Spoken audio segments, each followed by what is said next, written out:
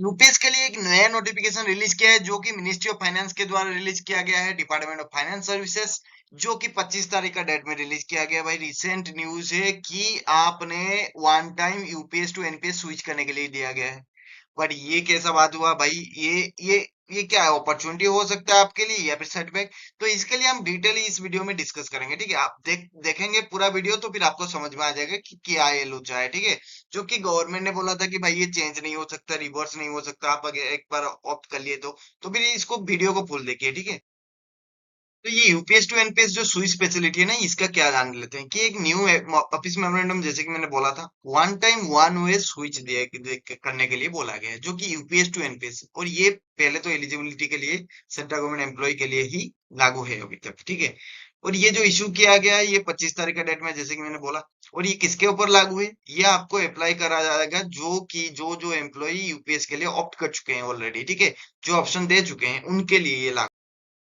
Eligible कौन कौन है या टाइमिंग, स्विचिंग का टाइमिंग क्या है, ठीक है, उसके लिए जान लेते हैं हम। यूपीएस जो ऑप्ट कर चुके हैं ना, वो स्विच कर सकते हैं एनपीएस को, ठीक है।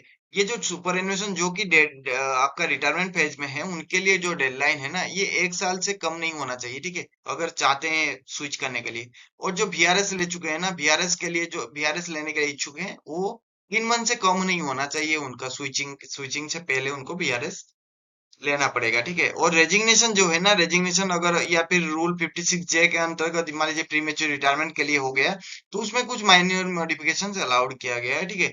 और जो रिमूवल और एल्स डिसमिस हो गए हैं, और या फिर पेनाल्टी रिटायरमेंट उनका हो चुका होने के लिए जा रहा है, तो उसके लिए में वो ये भी नॉट एलिजिबल है, ठीक है। और अगर मान लीजिए ऑनगोइंग या फिर कोई डिसिप्लिनरी एक्शन लिया जा रहा है उनके ऊपर, कि क्या कमिटी बैठा है उनके एगनेस्ट में, तो उस केसेस में भी ये नॉट एलिजिबल है, इसको स्विच नहीं कर सकते, ठीक है।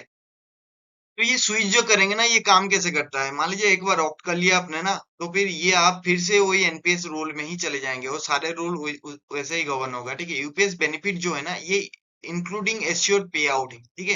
इंक्लूडिंग एश्योर्ड पे आउट जो रहेगा ना आपका, वो भी स्टॉप हो जाएगा, क्योंकि आप तो वही यूपीएस से ऑप्ट कर चुके हैं, तो फिर आउट हो चुके हैं, तो फिर एनपीएस रूल में ही सारे फॉलो किया जाएगा, ठीक है। और जो गवर्नमेंट डिफरेंशियल कंट्रीब्यूशन है ना, ये जो 4% है ना, एट डेफॉल्ट इन्वेस्टमेंट पैटर्न में ये क्रेडिट होगा, ठीक है, एनपीएस कॉर्पस में ही क्रेडिट होगा at the time of exist. और उसमें एक चीज बात है कि आपका जो आप एक बार रिवर्स होने के बाद, मतलब एनपीएस को ऑप्ट करने के बाद का जो withdrawal exit and withdrawal 2015 rule के अंतर्गत ही पीएफआरडीए का आपको उसी हिसाब से ही गवर्न होगा, ठीक है। अगर वीडियो अच्छा लगा तो फिर लाइक कमेंट एंड शेयर कर दीजिए, और सब्सक्राइब करना तो ना भूलिए। ये देखिए, ये ज्ञान सहायक है, इसको तो सब्सक्राइब करते जाइए, क्योंकि आगे जाके बहुत आपको ऐसे नोटिफिकेशन आने वाला है, ठीक है।